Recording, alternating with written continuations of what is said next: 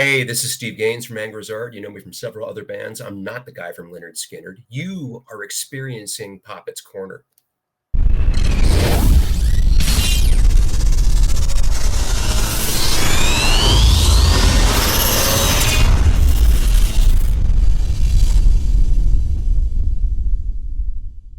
What's going on, everyone? Welcome to a brand new episode of Poppitt's Corner. We are broadcasting live out of the San Diego Metal Swap Meet. And, of course, we got one of the bands who is going to be playing at this event today. We got, of course, Mr. Eric Bryan of Stygian. Hey, Crown now. Good to be back. What's going on, Eric? Thanks again for giving us a few minutes of your time before you go and slay this place to the ground here. It's going to be fun. So let me ask you right off the bat here, because last time we spoke, you were doing the anger stuff. You're still doing it, I'm assuming. Yep. So how did you get this specific gig with Stygian, and what's going on with Jason? If you can even give us some explanation of it. Well, I'll leave Jason's story to Jason. Okay. But as far as how I came into it, it was actually a casualty of COVID. So when beginning of 2020 rolled around, I got a call saying that basically Jason wasn't going to be able to make a Chicago Fest gig, and would you be interested in coming and filling in? And yeah, I'll travel to Chicago, play heavy metal. I'm cool with that. Yeah, we'll do that. And then COVID, so everything dies. Well, time goes by, and I got the call first, actually, to fill in on the bass slot for Divine Eve, because they were going to be playing MDF and then going up the coast with Demolish. And so I said, yeah, I'll fucking say yes to that one. Yeah, please, and thank you. And in the process of doing that, that same festival that had been rebooked came up again.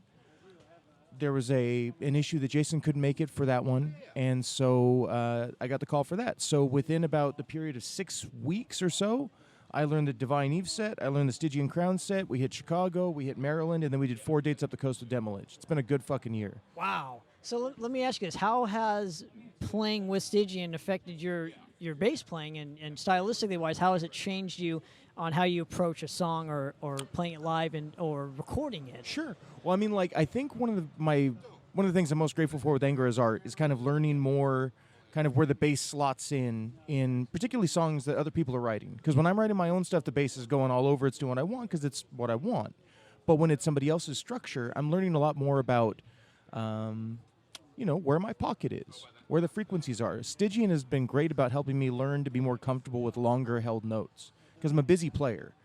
And so, like, these kind of, like, I am occupying more of a frequency than a tone a lot of times. The tone that's been designed for this band I really like, but it's more about the kind of, like, supporting what's going on, because the guitar harmonies are so meticulous and so well thought out. So I'm learning to lay back and find my pocket and lock in more with Rhett. So both Divine Eve and Stygian have been great for that, because they are doom bands ostensibly. So it's playing slower. It's more, not a whole ton of groove, but there's groove in there. And so it's made me, I think, a more literate player. I think as far as, like, what I'm wanting to do. Versatile as fuck. I mean, trying to, man. Yeah. Especially that many bands in that short of time and learning all of the songs has got to be pretty trying on you. You know what? It was, I've been doing this for 20 years waiting for that call. Yeah. So, I've been with Anger now for about 10 years. It'll be 10 years in June. Wow. I believe. And I've got another band of my own called Sentinel Hill. We're a kind of like black thrash band out of Long Beach. And I'm doing the vocals and bass for that one. But I'm saying yes to fucking everything. Because 2020, you lose, or I lost rather, all the stuff that felt good, all the stuff that felt fulfilling in my life. So when that passed and the opportunities came up, time to fucking say yes. Lots of late nights, but every one of them worth it. So when it comes to even just playing in Stygian, I want to ask you this: did you, your equipment wise, did you have to change it up? You can't. Did you use the same equipment with Anger that you would in like a Stygian Crown set, or because it held off notes and whatnot? Yeah. I mean, how does that all work? Because I'm a thrash guy. No, same. So with Stygian and with Divine Eve, there's much more in the way of, like, bass distortion going on. Because usually, like, I'll put a little, with Anger, I'll put a little bit of a growl on. I'll go through my Sans amp. And so that'll kind of, like, dirty up the tone a little bit. But for the most part, you want to be clean because you want to be able to cut through playing that fast. I have been very fortunate to be working with guys who are absolute professionals, who have really great gear, and they're like, we're going to plug you into this. We got an Ampeg cab. You plug in here. I've got one distortion pedal I'm going through. Other than that, pretty simple. And lately I've been experimenting more with finger playing. And because Divine Eve was all finger playing, which was my first time doing that for any kind of like sustained time. I've been a pick player all my life. So I'm trying that a little bit with Stygian too. Now, do you find that you're getting kind of the same kinds of opportunities in playing doom metal that you would be with, say, like an Anger's Art, or is there different kinds of fests that, say, Anger can't get on, or vice versa, or? Yeah, I would say so. We are playing with Stygian in November at the Hammer of Doom Festival in Germany, and that is Doom exclusive. Like, Doom and traditional metal seem to be the two things that are kind of like on the forefront at the moment. So having that opportunity to get out there and do that while still fulfilling the thrash part, which is where my home is, it's been great and provided opportunities that wouldn't have been there. Like, I'm also playing in a kind of like industrial-ish black metal band, which has opened up different opportunities. So seeing those different markets and those different areas where you could kind of just slot in and have some fun, like, it's been good. First time overseas in Germany for you? Or First no? time overseas, period. Yeah, it's been yeah, oh my God. Pretty stoked about that. Man, when the opportunity to play MDF came up, I was like, okay, you could kill me after this. It's cool. Like, I'm good. Life is good. Yeah. Blow my brains out. I don't fucking care. It's time to go. But more opportunities come up, and I am just trying to pinch myself when I can, get up, feel gracious, and keep moving. Now, how do you approach the stage compared to, again, busy hands with thrash metal? Right. Doom metal's more kind of, you have to be locked in the pocket. So Right. how do you approach the stage-wise now? How do you approach it differently? You know, I think of Steve from Anger all the time when I think of that, because he's a big Ian Hill guy. And Ian Hill's kind of in the back doing his pocket playing, right? I'm too anxious for that, so I'm going to be moving around a little bit. But I've been thinking more about that, because it's not about me. I'm not the front man in this band.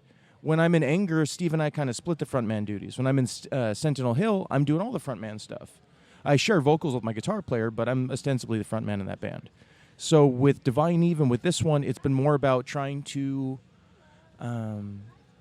mirror that enthusiasm, move around, do my headbanging, do my thrashing around, but doing it in a way that's more trying to engage the audience, because I don't have to worry about the vocal part. All the while respecting the role for that band that you're in. Absolutely, yeah. I mean, because this structure was built before I came. Yeah. So, like, I'm trying to make sure that even when I'm, like, in it, because I like these songs. Like, I'm very happy to be at a point in my life where I don't have to play for any bands where I don't like the songs. I like Stygian well before they ever called me. So I want to respect that, certainly, and also kind of engage with it. I love seeing that reaction, and because people don't expect a band like Stygian Crown, that kind of like Candlemass style doom metal. When people think doom right now, they think stoner. They think, sleep, and everything is an extension of sleep. No Stones. I've got no patience for sleep. I need more going on. So having something where it is very riff-centric, and we're still going with that kind of classical riff styling, it's very easy for me to kind of like lock in and just be a fan as much as I am a player when I'm on stage right now. It's been cool. Now, what goal do you have for Stygian that you don't with Anger's Art? Mm-hmm. So how do you want to see this band grow compared to Anger's Art? I think that that's a good question. The arenas in which they'll grow are different. So, like, Anger, we've been established for a while. The thrash circuit isn't shit hot right now at the moment. And so what we're trying to do, what I'm thinking of Anger-wise right now is creativity. So the new album we got coming out, Steve and I, we did the writing for this one, and it's different. It's something, I'm very proud of it. I'm excited for it to get out there. Different in terms of stylistically wise, or different in terms of, like, are you experimenting more with longer pieces? Both. Okay. Both. Okay. So with Ad Mortem, we fucked around with our song structures a little bit, but when I listen to that album, it's more of a transition album. Like, because Hubris is, like, I think the most meat and potatoes Anger's Art record. And so after that, we started experimenting a little bit on Ad Mortem. And this one, we've got, 3.5, 4-minute thrashers. We've got kind of thematically linked, like, doom black metal songs almost. Like, and I'm careful to say that shit, because every time I talk about, a new sound, I think of Metallica doing those Saint Anger. The load and reload. But the criminal offense for me was when they were doing Saint Anger, they were talking about, this album's really influenced by Meshuggah and Entombed. It's like, go fuck yourself. That's not true. How's it going, man? There he is. There's the main guy This right gentleman behind here? the camera there. Yeah. So He's got way more to say than I do. so when it comes to, is this your first time working with a female in a band per se, as front woman? Within a metal band. Okay. So yeah. do you how do you even approach how I mean, stylistically wise, when it comes to how she does her vocal styles compared to Steve? I mean, how vastly different or the same are they? Well, I mean, Mel's just fucking Mel. She's got the world in the palm of her hand. Like, she knows what she's doing. So, I mean, when she comes out there and she's got that kind of, like, power, when I hear her voice, I think of, and I'm not trying to blow up her spot, but, I think of, like, Bruce Dickinson, that kind of, like, really driving mid-upper range. And I haven't done a lot of writing for this band yet. I'm in the middle of writing a few songs at the moment. So just hearing where she naturally kind of comes in and just intrinsically knows. Like, she's been doing this a while. She knows what she's doing. So, like, when she gets a big open space, she's got a voice that can occupy it. Steve does too, but it's a more aggressive, kind of more rapid fire. And I don't when I'm doing my vocals, I have zero range. I'm all rasp. So, like, in the writing I am doing for this band, I'm trying to be conscious of that and know that I've got more room. I've got more room to fuck around. So the riff doesn't have to be moving all the time to kind of accent a quicker vocal, because I know if I hand her a big open note for, 2 measures or whatever, she's going to know exactly what to do with it. So what has she taught you in terms of being a musician? And again, we all learn from each other when we play in, we're playing in bands with one another. We always learn something new. So what has Stygian taught you that you had, again, that you haven't learned previous to this project? Stygian, I think if I were to, like, point at one thing I've really learned, because I feel like I'm always learning, and that's been one of the really joyous things about this year, is the value and the power of a guitar harmony. Because, like, I've been very fortunate to play in Anger with guys that have been in Abattoir and Evil Dead and, like, have, like, all of this pedigree and understand how to do that. These are much more like classical melodies.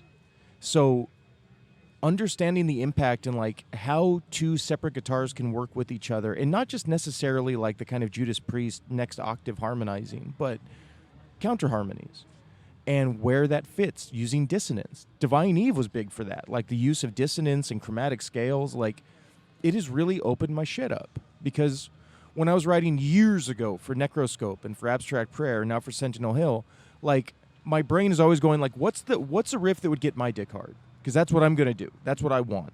And so now, kind of like laying back and let other people get my dick hard. I didn't mean for this to be such a sexual interview, I suppose, but it has made me a much more thoughtful player, and has let me lean back on the anxiety part of it and the kind of busyness of it, because not every song calls for it. Okay, so it sounds like you're more of a tasteful player. Trying to develop different tastes too, because, like, if I want to do a kind of bass run and I want to lock right in with the lead guitar and do a drum fill in something like Sentinel Hill where the songs are very chaotic, sure, go for it, dude. That wouldn't fit here at all. And so it's more about, like, representing before, this has been the number one lesson, actually. Before tone, frequency.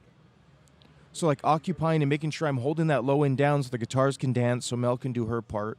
Whereas if I'm in Sentinel Hill or Anger is Art, I'm going with the riff more, because it's more about kind of like that rapid fire effect. But yeah.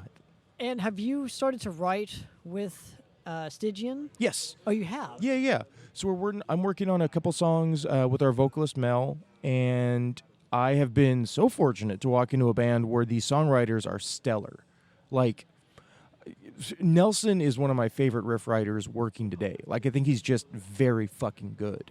And Andy is such a professional in the way that they can kind of layer their solos and melodies over each other. Rhett is a literal legend, so he knows how to orchestrate all these songs and kind of rearrange. And if he's not doing the riff writing per se, he's saying, well, maybe we could repeat a couple times here. Or what's something we cut that in half, or we try modulating it here. And so, like, I feel like I'm sitting usually kind of taking in lessons right now, because when I present my first finished song and say, here you go, I want it to be on that level. Do you feel a sense of pressure now going into the next album compared to the first? Because the first it was a kind of a big splash when it came out, I would say. I think that's fair to say. Yeah. When that first record came out, last year, the year before? Yeah. That got a lot of people talking. So again, is there a sense of pressure now with the new one, or are you doing the same things that you did on the first record, or do you want to change it up a bit? Or One of the benefits of working with a guy like Nelson, he's a fucking riff factory. So like he's got, I'm sure, 3 or 4 more albums already written. So I wouldn't say pressure in that sense as far as like experimentation, because that's not quite my role yet. It's more, I want to make sure that I'm offering a good fucking performance. I want to make sure that my tone is dialed in, and I want to make sure that when I get on stage with this band that we're presenting like a force. Because if there aren't going to be a million other bands that sound like us at the moment, I want to make sure that we sound really fucking good. I love it, man. Well, and lastly, I want to thank you for coming on and giving us a few minutes Brother, of your my time. pleasure. I really appreciate Yeah. it every time, and get the chance to talk to you. Yeah, Hadn't dude. seen you in a while. It's been a while. So, what are you looking forward to the most today at San Diego Metal Swap Meet? Well, I'm looking forward to playing my set, but I am a huge fan of Lord Weird Slowfag. So that's going to be cool. My, half of Anger is Art is an Evil Dead, and I haven't seen them in a little bit either. I'm looking forward to every fucking set. Gene Hoglan, just chilling, man. Like, I have not been to, I went to MDF. I haven't been here to the San Diego Metal Swap Meet, I don't know, 6-7 years. Oh, so it's been a little bit. It's a good time. Those are the drinking days. That's way back there. And obviously your friends are here too. Yeah. There's other people and vendors. And Yeah, just, you actual never know community. what you're going to see here. Yeah, so. I've seen 3 or 4 people that I haven't seen in months, if not years. So it's been good. Yeah, man. Good day. Congratulations on the gig. Thanks, man. Thank you. Very We're out happy. of here, guys. Cheers.